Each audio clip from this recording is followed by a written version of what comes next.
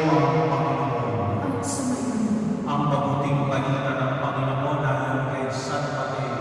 Papuri sa iyo, Panginoon. Noong panahon iyon, sinabi ni Jesus sa kanyang mga alagad, kayo'y asin ng sanlibutan. Kung mawalan ng wala ng asin, paano ba mapapanahuli ang alam ito? Wala na itong kahulugan. Kaya tinatapon na lamang ang nilayapakan ng mga tao. Kayo'y ilaw ng sanlibutan. Hindi may tatago ang isang lungsod na nakatayo sa ibabaw ng burol. Walang nagsisindi ng ilaw at nagtalalagay nito sa ilalim ng takalan. Sa halip ay inilalagay ito sa talagang patuman upang mataglawan ang lahat ng nasa bahay. Di naman dapat inyong paliwanagin ang inyong ilaw sa harapan ng mga tao upang makita nila ang inyong mabubuting gawa at luwalhatiin ang inyong Ama nasa langit. Mga kapatid, ang mabuting balita ng Panginoon. Pinupuri ka namin, Panginoong Jesucristo. Magsiguro tayong lahat.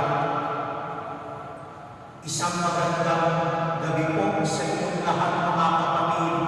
Tayo ay nasa Martes sa ika-10 linggo sa karaniwang panahon. Mga kapatid,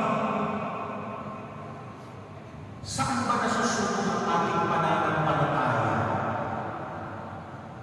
Sa ating unang pagbasa, napakinggan natin ang sitwasyon ng ni Propeta Elias at kung paano sa utusan ng Panginoon na sa gitna ng tagutom at tagtuyot, pinapunta siya ng Diyos sa isang babaeng balo at wala naman.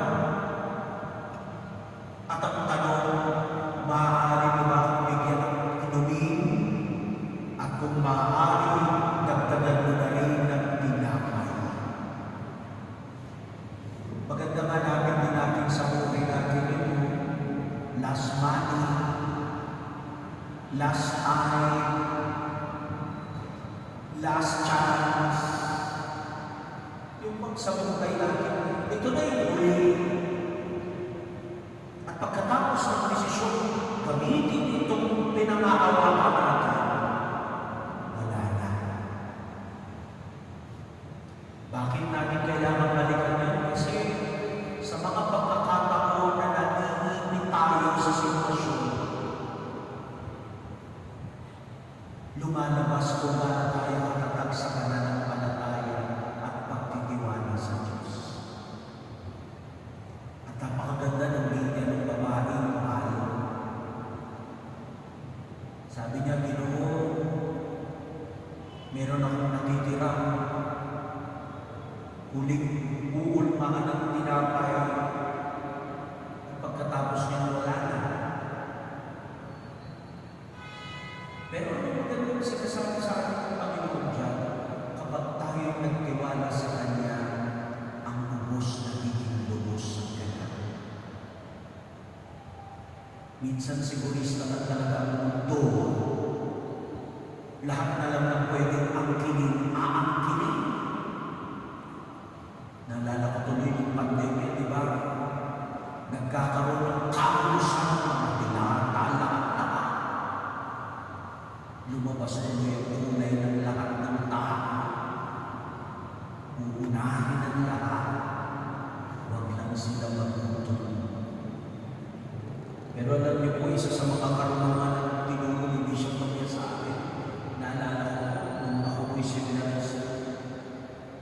Kapag tumutukod tayo sa Diyos, kailangan hindi tayo bubutunin ng Diyos. Kapag tumutukod tayo sa Panginoon, kailangan hindi niya tayo mababayaan sa Kanyang misyon. At kapag tayo ay handa at bukas palad na yumakap sa Kanyang kalooban, ang Diyos ang bahala sa mga darating at susunod pa sa ating buhay.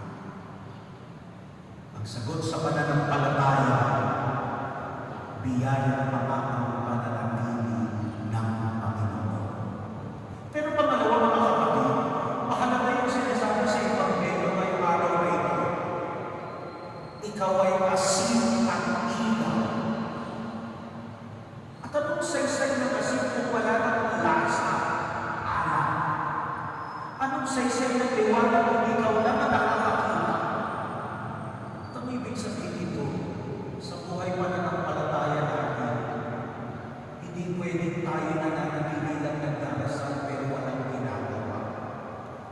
Hindi tayo pwedeng nakakakita pero tayo lang ang nakakakita, hindi ang iba. Sa nangyayari sa lipunan natin ngayon, hindi tayo pwedeng doble cara. Gusto niyo pong ilapat, sa realidad ng nangyayari sa Senado, anong black ka ba? Black Cayetano o black Gatchalian? Pero tayo ay para sa Diyos.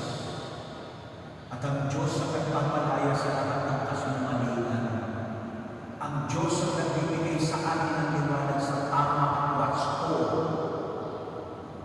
At yan din ang nagdadala sa atin para maging tinig ng mga walang tinig. Kakampi ng mga naapi at nagbibigay pag-asa sa kapwa na panghihinaan ng kalooban.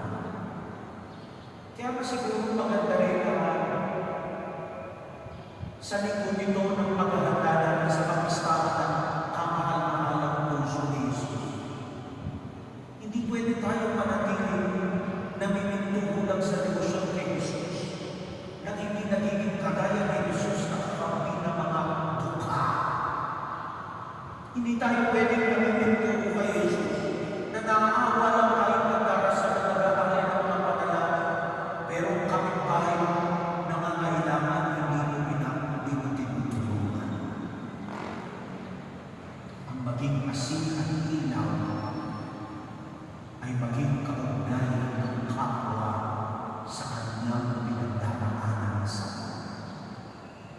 Kaya alam niyo po isang kaginawaan at konsolasyon po sa pagtatak ng mga BECs po natin ay makinig sa mga suliranin ng araw-araw na buhay ng kapitbahayan natin.